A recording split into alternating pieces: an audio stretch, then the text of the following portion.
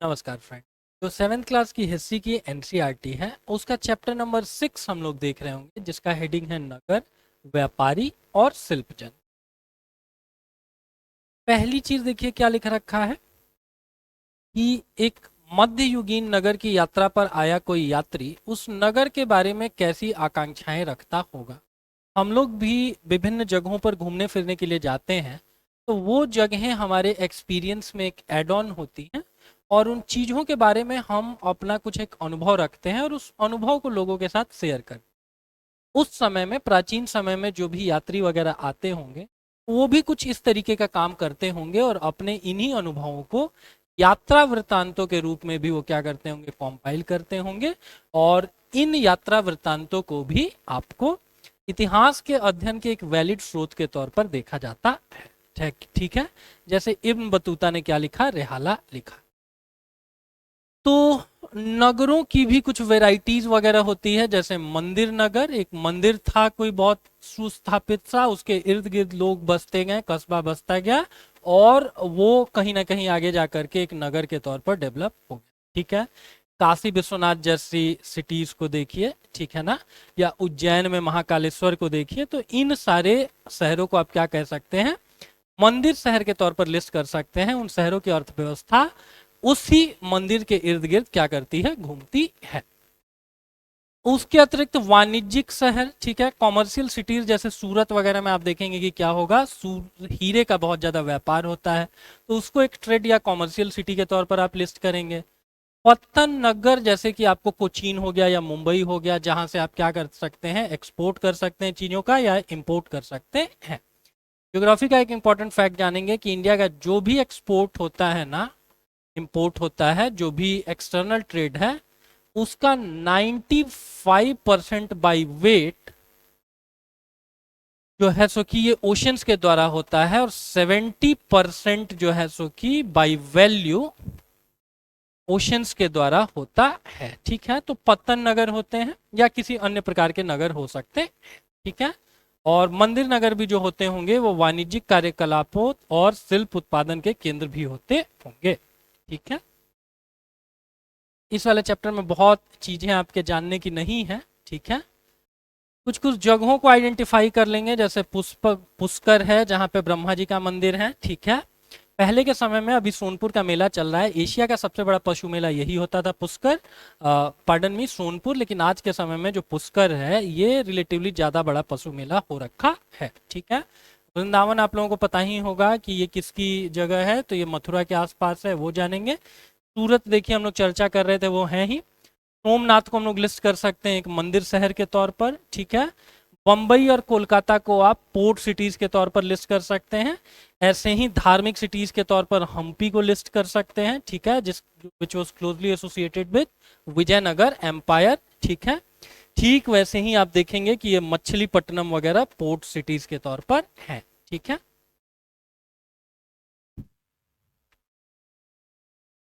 प्रशासनिक केंद्रों के बारे में देखिए, किसी राज राजेश्वर मंदिर की चर्चा की गई है जो किन्होंने बनाया है, राज राजा चोल के द्वारा बनाया है। ठीक है। हालांकि आगे जाकर के कुछ निर्माण इनमें, इस मंदिर में इनके पुत्र आपको राजेंद्र प्रथम ने भी किया हुआ है। ठीक है। और ये मंदिर के भीतर एक विशाल शिवलिंग स्थापित है। डेट मीन्स अगर एग्जाम में आपसे ये पूछा जाए कि ये किसको डेडिकेटेड है, किस संप्रदाय से संबंधित है, तो शैव संप्रदाय या शंकर जी से संबंधित है। ठीक है। इसके अतिरिक्त राजा लोग इन मंडपों में अपना राज दरबार भी लगाते हैं। ठीक है। जो भी मंदिर होता है उसके प्रांगण को मंडप कहा जाता है, या साउथ इंडिया में और साउथ इंडियन भाषा इस्तेमाल में लाए तो मंडपम कहा जाता है। ठीक है।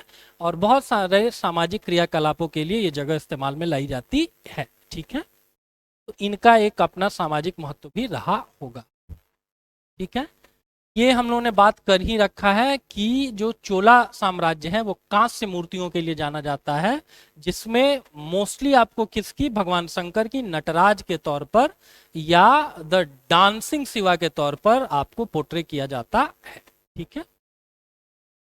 फिर देखिए क्या लिख रखा है, एक शहर की चर्चा की गई है, तंजावुर, साउथ इंडिया का ये भी एक मंदिर नगर है। ठीक है। ये भी चोल साम्राज्य से संबंधित था, हम लोगों ने प्रीवियस क्लासेस में देखा हुआ है। ठीक है।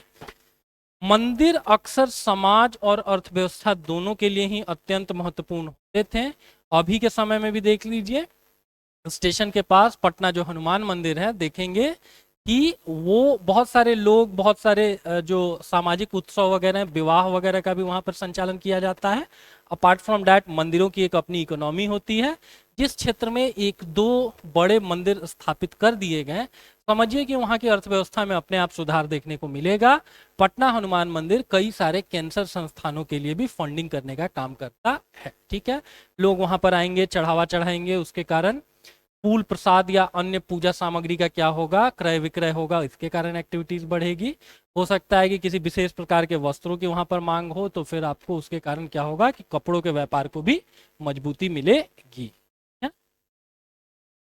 और एग्जामिनेशन पॉइंट ऑफ व्यू से कुछ यहाँ पर नहीं इंपॉर्टेंट है। यहाँ देखेंगे कांस्य, घंटा धातु और लुप्त मोम तकनीक। साइंस में पूछ देते हैं कांसा बनता किससे है, तो तांबे और टिन से मिलके बनता है, जिसको हिंदी में रागा कहते हैं। अगर साइंस में और स्पेसिफिक पूछे तो 88% कॉपर और 12% आपको टिन मिला देने से ब्रॉन्ज बनता है। तो जो चोला साम्राज्य था, वहां पर क्या किया जाता था कि बहुत प्रोमिनेंट तरीके से आपको कांस्यों की मूर्ति देखने को मिलती थी, और इस मूर्ति को बनाने के लिए क्या किया जाता था कि लुप्त मोम तकनीक इस्तेमाल में लाई जाती। ठीक है, अब ये लुप्त मोम तकनीक क्या है, तो मोम चूंकि फ्रेजाइल होता है, भंगुर होता है, तो उसके ऊपर क्या किया जाता था कि उसके ऊपर आपको धातु को रख करके धातु को एक निश्चित शेप दिया जाता था, और फिर लुप्त मोम इसलिए क्योंकि आगे जा करके उसमें आग लगा दी जाती थी, और आग लगाने के क्रम में क्या होता था कि सारा मोम अंदर से बाहर को निकल आता था, और फिर आपकी मूर्ति ही बच जाती थी। घंटा धातु में आपको रागे या टिन का अनुपात किसी भी अन्य किस्म के कांसे से अधिक होता है। ठीक है, जो घंटी हम लोग इस्तेमाल में लाते हैं ना, ये भी एक साइंस का फैक्ट जानेंगे कि इसमें रिलेटिवली ज्यादा टिन मिलाया जाता है, और आप देखेंगे तो आपका जो भी लेफ्ट ब्रेन है और राइट ब्रेन है, ये दोनों को सिंक्रोनाइज करके एक जगह पर उसका साउंड का प्रयास करता है।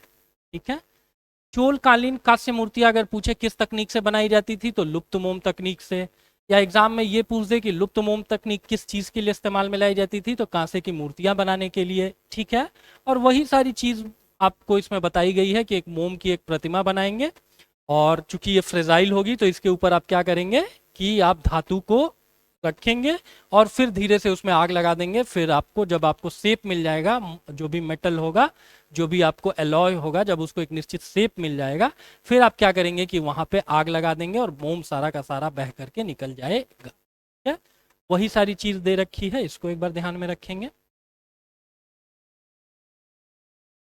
मंदिरों के चारों तरफ बहुत सारे नगरों का विकास हुआ है, जैसे मध्य प्रदेश में भिल्ल स्वामिन। ठीक है, आपसे एग्जाम में पूछ देगा कि एंशियंट टाइम का भिल्ल स्वामिन आपको मंदिर नगर कहाँ पर है, तो मध्य प्रदेश में है, जो आगे जाकर के भीलसा या विदिशा कहलाया, और गुजरात में सोमनाथ। ठीक है, अगर साउथ इंडिया में चले जाइए तो कांचीपुरम, जिसका पल्लवों से लेना देना है, तथा मदुरै, और आंध्र प्रदेश में तिरुपति है। इवन तिरुपति को तो भारत में सबसे ज्यादा संपन्न मंदिर के तौर पर कंसीडर किया जाता है, क्योंकि ऐसी मान्यता है कि अगर यहाँ पर कोई आदमी चंदा देगा तो सीधे भगवान विष्णु को क्या करता है, शादी में मदद करता है। ठीक है, उसके ऊपर भगवान की विशेष अनुकंपा होती है, दैट्स द एग्जैक्ट रीजन कि यहाँ पर दान दक्षिणा का ज्यादा ही महत्व है। अजमेर कहाँ पर है, राजस्थान में है। इवन आरपीपीसीएस का हेडक्वार्टर भी यहाँ पर है। इसको चौहान राजाओं की राजधानी बनाया गया, उसको जानेंगे, और आगे चलकर मुगलों के शासन में वह एक सूबा मुख्यालय बन गया। ठीक है, को जानेंगे। और अजमेर की और पहचान किसके लिए है, तो सुप्रसिद्ध सूफी सेंट ख्वाजा मोइनुद्दीन चिश्ती के लिए भी इस जगह को जाना जाता है। ये भी एग्जाम में पूछते हैं कि ख्वाजा मोइनुद्दीन चिश्ती किसके साथ इंडिया आए, तो गौरी वगैरह के साथ आए, और इन्होंने चिश्ती संप्रदाय की क्या की, स्थापना की। सूफी शब्द कहां से निकला है, तो सूफ नाम के एक मोटे कपड़े से निकला है, जिसको ये लोग धारण करते थे। ठीक है, और जो भी फंडामेंटल आइडियाज हैं इस्लाम के, उससे इतर इनका मानना था, सूफियों का मानना था कि बहुत रिजिड होकर के अगर आप पांचों टाइम नमाज नहीं पढ़ रहे हैं तब भी आप एक अच्छे अच्छे मुस्लिम हो सकते हैं, अगर आप बहुत अच्छे अच्छे काम कर रहे हैं तो।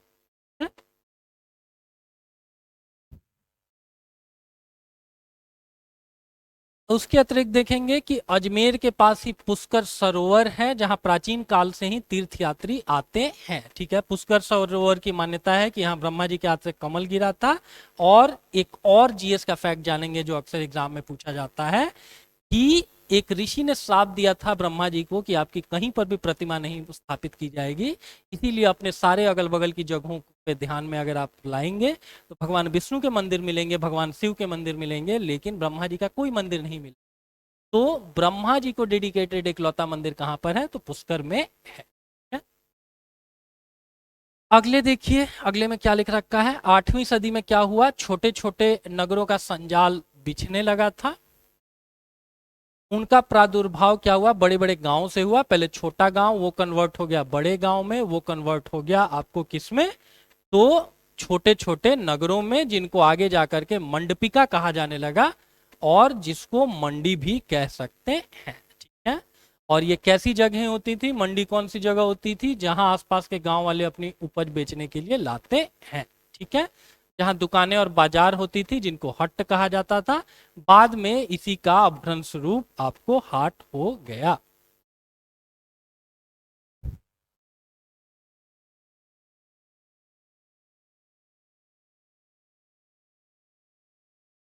वही सारी चीजें हम लोग देखेंगे जो आपके एग्जामिनेशन पॉइंट ऑफ व्यू से इंपॉर्टेंट है। ये आपके जो यूजुअल क्लास होती होगी 7th क्लास की, उसके हिसाब से इंपॉर्टेंट नहीं है, ये केवल कॉम्पिटिटिव एग्जाम के हिसाब से इंपॉर्टेंट है। फालतू की चीजें हम यहाँ पे नहीं बता रहे हैं। ठीक है, क्योंकि व्यापारियों को अनेक राज्यों तथा जंगलों से होकर गुजरना पड़ता था, इसीलिए वे आमतौर पर काफिले बनाकर एक साथ यात्रा करते थे और अपने हितों की रक्षा के लिए व्यापार संघ बनाते थे जिसको गिल्ड कहते हैं। ठीक है, आज की तरह उस समय उन्नत तकनीक नहीं होगी, सीसीटीवी कैमरेज नहीं होंगे, लॉ एंड ऑर्डर की उतनी अच्छी व्यवस्था नहीं होगी। ठीक है ना, तो व्यापारी भी क्या करते थे ना कि एक सिंगल व्यापारी अपने साथ बहुत सारा सामान लेकर के यात्रा नहीं करता होगा, वो क्या करता होगा, एक जत्था बना करके व्यापारियों का एक जगह से दूसरी जगह वो लोग जाते होंगे। इसी से उनके मन में समूहीकरण की भावना जागृत हुई होगी और इन्होंने क्या कर लिया होगा, व्यापारी संघ बना लिए होंगे और उनको गिल्ड कहा जाता था। ठीक है, ऐसे संघों में से दो के नाम यहां पर दे रखे हैं और ये दोनों नाम यूपीएससी ने पूछा हुआ है कि मणिग्रामम और नाना देसी क्या थे, तो ये व्यापारियों के संघ थे या गिल्ड थे। ठीक है, इसीलिए अभी आज के समय में यूपीएससी या बीपीएससी क्या करता है ना कि ईयर पे से इन लोगों ने फोकस कम कर दिया है और फैक्चुअल चीजों को हटा करके थोड़े थोड़े नए एनसीईआरटी से टर्म्स ये लोग पूछते हैं, जो सारे टर्म्स पुरानी एनसीईआरटी में नहीं दिए गए हैं। मणिग्रामम और नाना देसी क्या है, तो ये व्यापारियों के संघ। ठीक है, आगे जाकर के कुछ जाति समूह, वर्ण व्यवस्था से ही जाति व्यवस्था का उद्भव होता है। ठीक है, और आगे जाकर के सर्टेन जातियों ने बिजनेस में क्या किया, बहुत प्रोमिनेंट रोल प्ले किया है, जैसे चेट्टियार हो गए, मारवाड़ी हो गए। अभी भी देखेंगे कि कहीं पे भी चले जाइए तो मारवाड़ी धर्मशाला आपको देखने को मिल जाएगी। ठीक है, ये बड़े बिजनेसमैन भी होते हैं और कुछ फिलेंथ्रोपिक या परोपकारी कार्यों के तौर पर ऐसी धर्मशालाओं का भी आपको संचालन वगैरह करते हैं। तो देश के ये प्रधान व्यापारी समूह बन गए। गुजराती व्यापारियों में हिंदू बनिया और मुस्लिम बोहरा दोनों समुदाय शामिल थे। ठीक है, आपको हिंदुओं में बनिया और मुसलमानों में बोहरा। ठीक है, हाल फिलहाल में मोदी जी जो हैं बोहराओं की एक मस्जिद में गए थे। ठीक है, मुसलमानों के 32 फितनों में से एक फितना या सेक्ट कह लीजिए, सेक्ट संप्रदायों में से एक बोहरा भी आते हैं। और बोहराओं की विशिष्ट मान्यता ये होती है कि इनमें भी जीवित आपको लीडर, जीवित स्पिरिचुअल लीडर होता है। ठीक है ना, इसीलिए जो बाकी संप्रदाय हैं वो इन संप्रदायों को थोड़ा कम मुस्लिम के तौर पर ट्रीट करते हैं। तो वोहरा कम्युनिटी भी बहुत डेवलप्ड है, बहुत पैसे वाले लोग होते हैं। मिडिल ईस्ट में देखेंगे कि बहुत अच्छा सा इनका बिजनेस वगैरह है।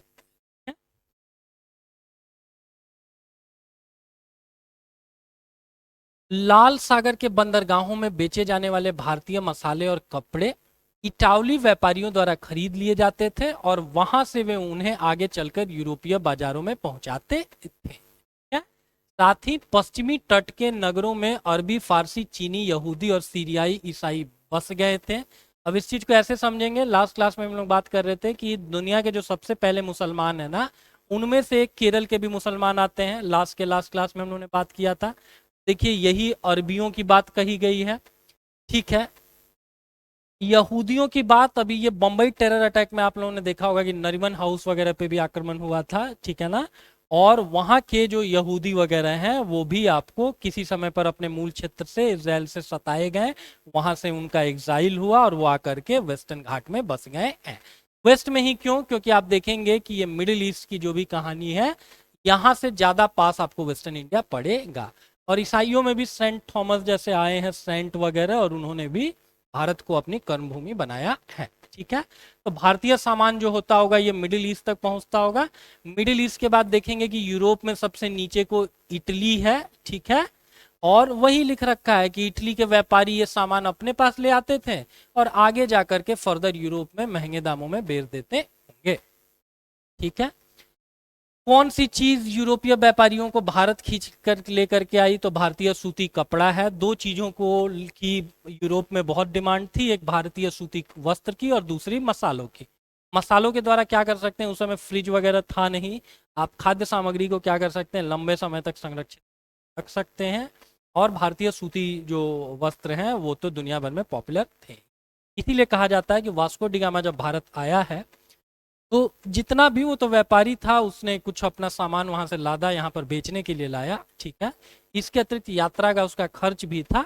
तो ये सारे कॉस्ट मिला करके ना, जो वो सामान यहाँ से लोड करके लेकर के गया है, उस सामान को बेच करके उसको 60 गुना ज्यादा प्रॉफिट मिला है। ठीक है, उसकी यहाँ तक आने की जो कॉस्ट थी प्लस उसके पास जो सामान था उसकी कॉस्ट मिला कर लीजिए, और इससे 60 गुना अधिक प्रॉफिट उसने भारतीय सामान को यूरोप में ले जाकर के बेचने में कमाया है। ठीक है,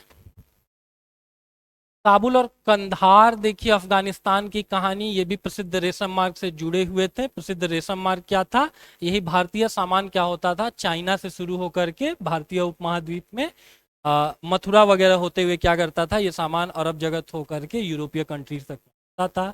और उसी में दो इंपॉर्टेंट प्लेसेस आपको काबुल और कंधार भी रहे। अगर एग्जाम में आपसे ये पूछता है कि भारत में रेशम मार्ग को इनिशिएट करने वाला कौन सा रूलर था, तो उस रूलर का नाम है द ग्रेट कनिष्क, जो कि कुषाण था। कुषाण था और 78 ईस्वी में क्या हुआ है, इसका राज्यारोहण हुआ है। ठीक,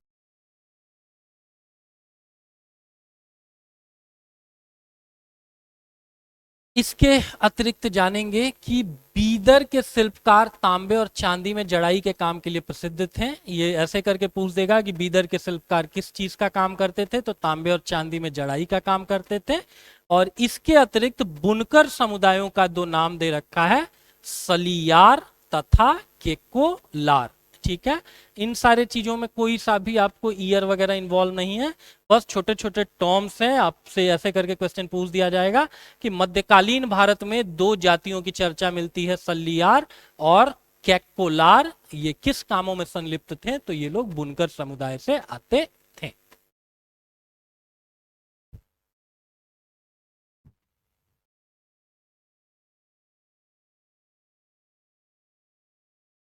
धीरे धीरे ग्रेजुअली क्या होता है, अन्य शहर भी डेवलप होते हैं, जैसे अहमदाबाद हो गया गुजरात में। ठीक है, आगे चल के ये व्यापारिक केंद्रों के रूप में विकसित हो गए। ठीक है, और कुछ पुराने जो शहर थे उनका विस्तार और महत्व सिकुड़ गया, जैसे कि तंजावुर। ठीक है ना, श्रीमद् भगवत गीता में भगवान कृष्ण भी बताए हैं कि परिवर्तन संसार का नियम है।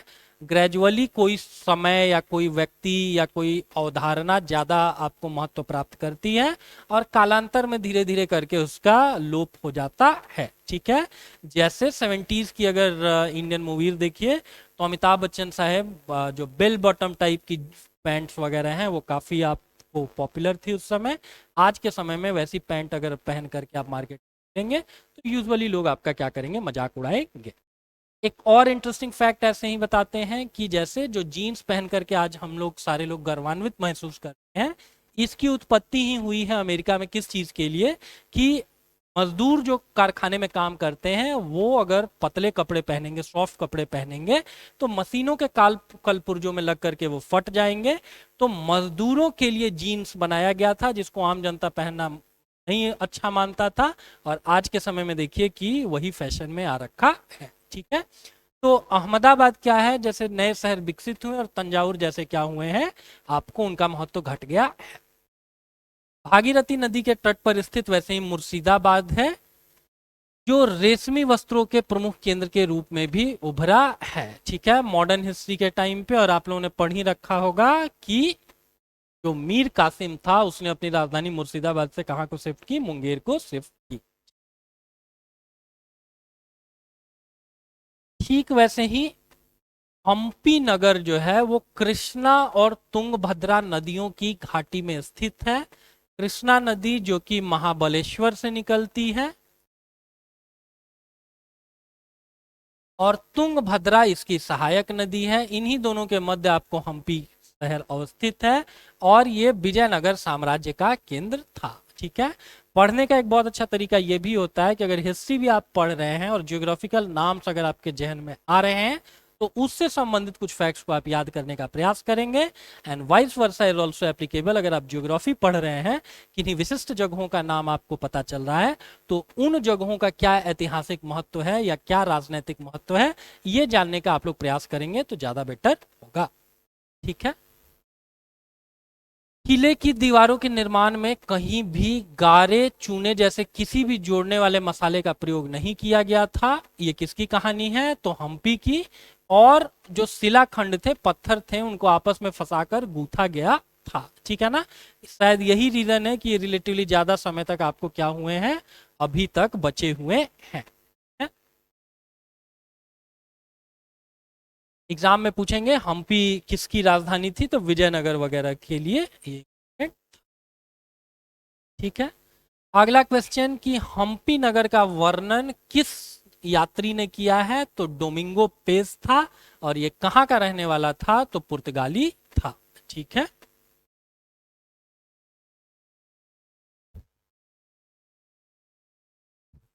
हम्पी के बाजारों में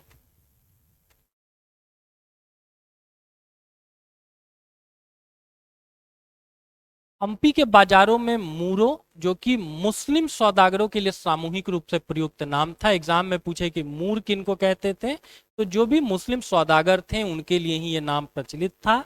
तो वहां पर जो भी हम्पी का बाजार था उसमें मूर, चेट्टी और पुर्तगालियों जैसे यूरोपीय व्यापारियों के एजेंटों का जमघट लगा रहता था। ठीक है, अभी भी व्यापारिक मंडियों में देखेंगे या व्यापारिक नगरों में देखेंगे, तो बहुत सारे एजेंट या और बहुत सारे ट्रेड एंड कॉमर्स में एक्सपर्ट लोग वहां पर जुटते हैं। Same thing was applicable here also. Hampi उस समय काफी संपन्न था, और यहाँ विभिन्न प्रकार के लोग आपको जुटते होंगे।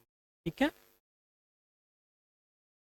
मंदिर सांस्कृतिक गतिविधियों के केंद्र थे, और देवदासियां विरूपाक्ष मंदिर के अनेक स्तंभ वाले विशाल कक्षों में देव प्रतिमा, राजा तथा प्रजाजनों के समक्ष नृत्य किया करती थी।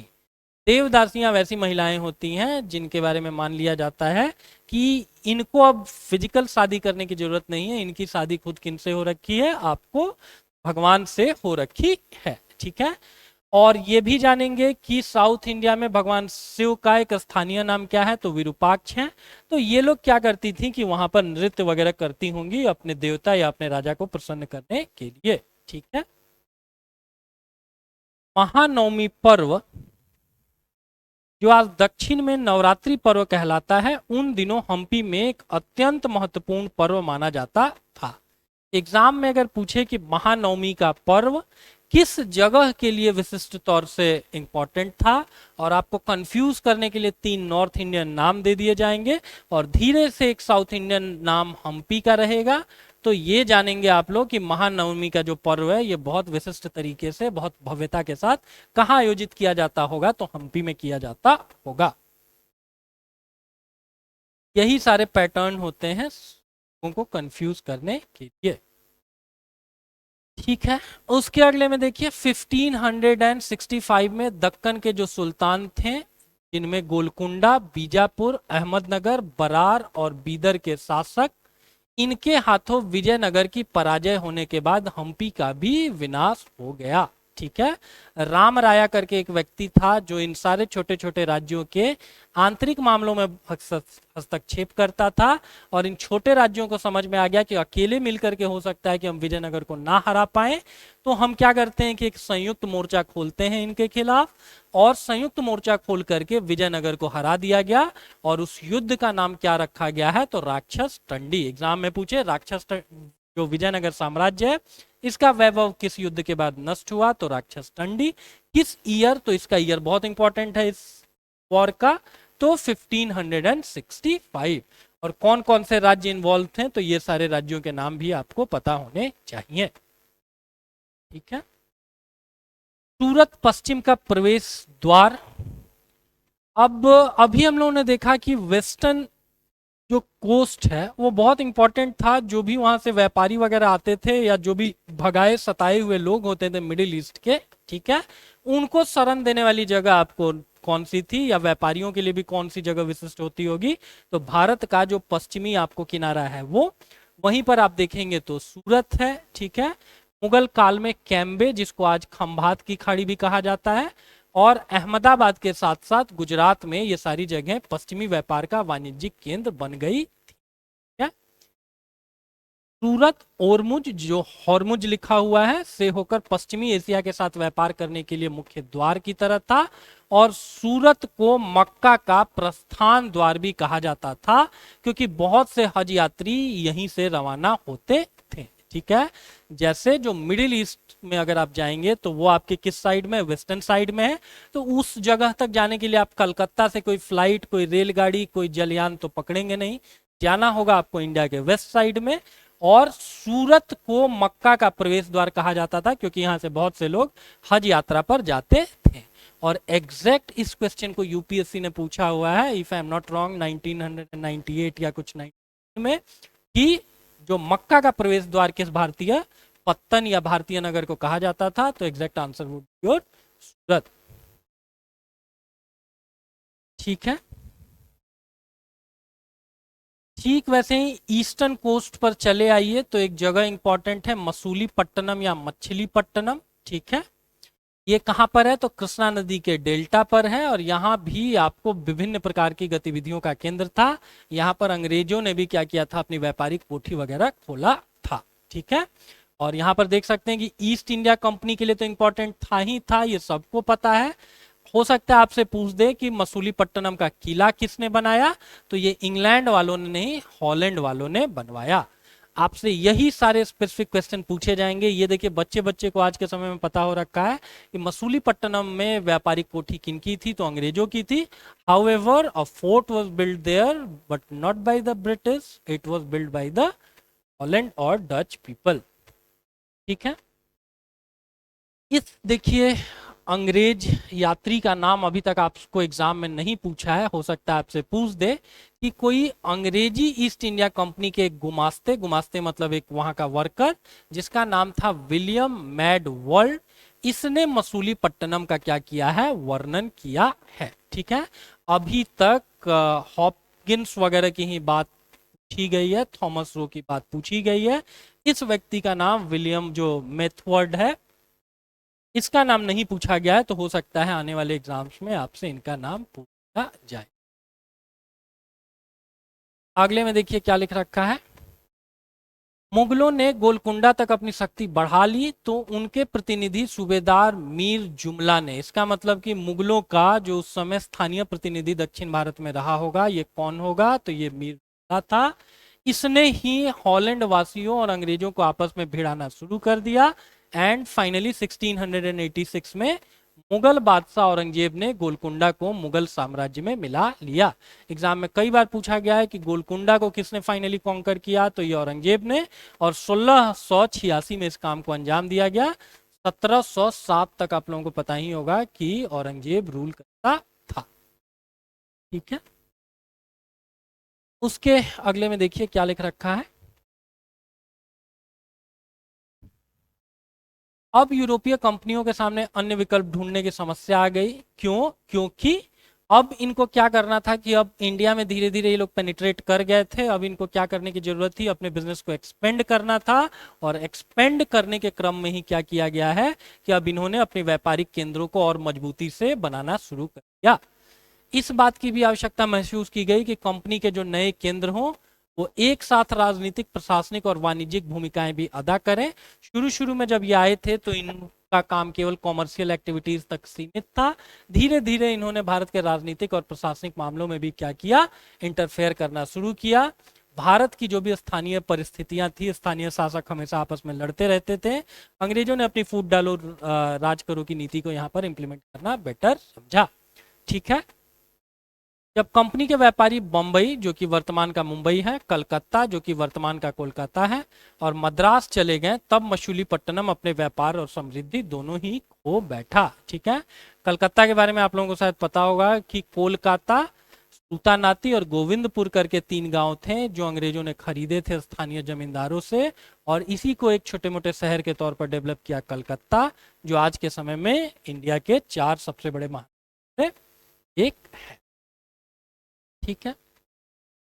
अब अंग्रेजों का मुकाबला भारत वाले इसलिए नहीं कर पाए क्योंकि इनके पास बहुत अच्छी नौसेना थी, ओशन में ये लोग बहुत अच्छे थे। हावेवर 2-3 भारतीय व्यापारियों के नाम यहाँ दे रखे हैं, आप जानेंगे। मुल्ला अब्दुल गफूर और वीरजी वोहरा जैसे कुछ भारतीय व्यापारी थे जिन्होंने बड़ी संख्या में जहाज इनके पास थे, उनका मुकाबला करने का प्रयास किया। ठीक है। अगर आपको ओशन के थ्रू ट्रेड करना है, और ओशन के थ्रू ट्रेड करना रिलेटिवली ज्यादा आसान होता है, 1-2 बार हम आपको बता रखे हैं ऐसा क्यों होता है। ठीक है। ट्रांसपोर्टेशन का आपका कॉस्ट बचता है। आज की क्लास में भी हम लोगों ने बात किया कि 90% बाई वेट इंडिया का फिलहाल का एक्सटर्नल ट्रेड आपको ओशन रूट के द्वारा ही संचालित किया जाता है।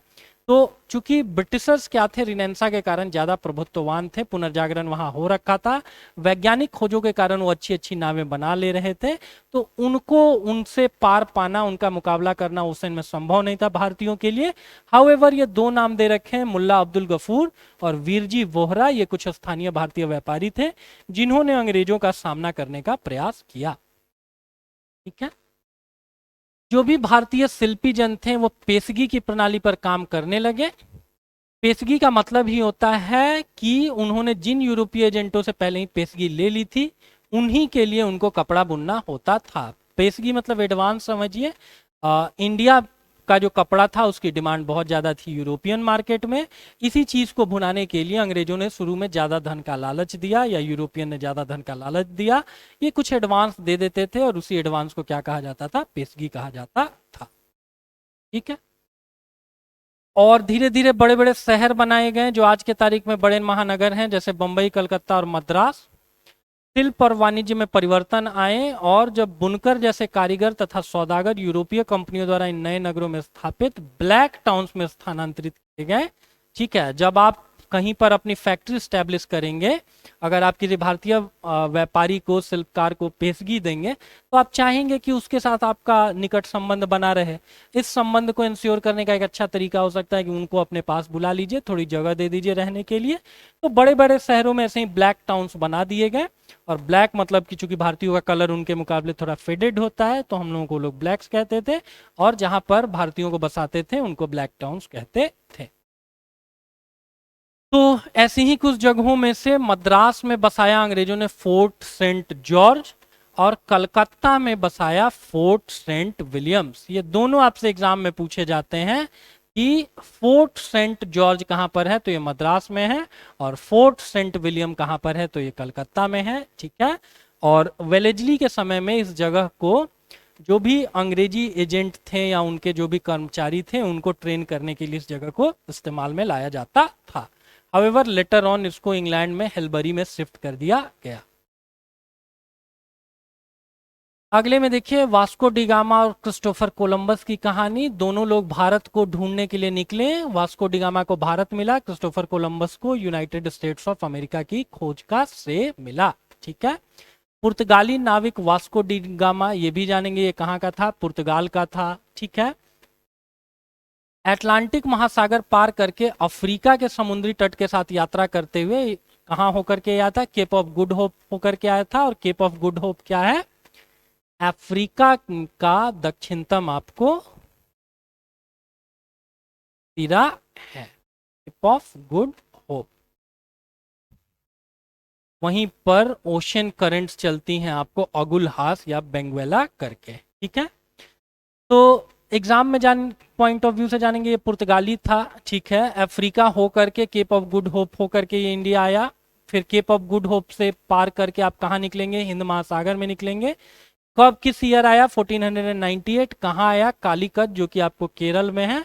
और वहां का जो राजा था जमोरिन, ठीक है, उसने क्या किया है कि बहुत सहृदय स्वागत किया है वास्को डिगामा का। ठीक वैसे ही इटली वासी कोई क्रिस्टोफर कोलंबस था। इसने भारत पहुंचने का मार्ग खोजने के लिए अटलांटिक महासागर को पार करके पश्चिम की ओर यात्रा करने का निश्चय किया। अटलांटिक ओशन में उतर करके जो वास्को डिगामा है वो अफ्रीका आया है, और अफ्रीका से फिर इंडिया आया है। वहीं दूसरी ओर क्रिस्टोफर कोलंबस अटलांटिक ओशन को पार करने गया है। अटलांटिक ओशन के ईस्ट में आपको यूरोप है और वेस्ट में आपको नॉर्थ अमेरिका है। तो यहीं ये वेस्ट में जाते जाते ये नॉर्थ अमेरिका तक पहुंचा है। उसका मानना था कि वो पश्चिम की ओर से भी भारत पहुंच सकता है, और 1492 में वेस्ट इंडीज के तट पर पहुंचा। वेस्ट इंडीज का नाम इसी भ्रांति के कारण पड़ा। वेस्ट इंडीज कोई देश नहीं है, हालांकि जब ये लोग क्रिकेट खेलते हैं, आंद्रे रसेल वगैरह जैसे, क्रिस गिल जैसे प्लेयर को सारे लोग जानते होंगे, तो हमको आपको लगता होगा कि ये किसी देश का नाम है। हाउएवर ये देशों का एक संयुक्त नाम है। बहुत सारे गेम्स ये लोग अलग अलग नाम से भी खेलते हैं, अलग अलग नाम, बारबाडोस, जमैका ऐसे खेलते हैं। और कई गेम्स में इनका जो है सो कि सिंगल रिप्रेजेंटेशन होता है, जैसे क्रिकेट। वेस्ट इंडीज नाम ही वेस्ट इंडीज का इसलिए है क्योंकि कोलंबस को लगा कि वो इंडीज मतलब इंडिया के वेस्ट फ्रंट पर आ रखा है, ठीक है। तो ये कुछ चीजें इंपॉर्टेंट थी इस चैप्टर में एग्जामिनेशन पॉइंट ऑफ व्यू से, और फिर बाकी की चीजें हम लोग नेक्स्ट चैप्टर में देखेंगे। ये जो चैप्टर है, जो हाइलाइटेड पीडीएफ हम आपको बता रहे थे, ये हमारा जो टेलीग्राम ग्रुप है उसमें आपको ये मिल जाएगा।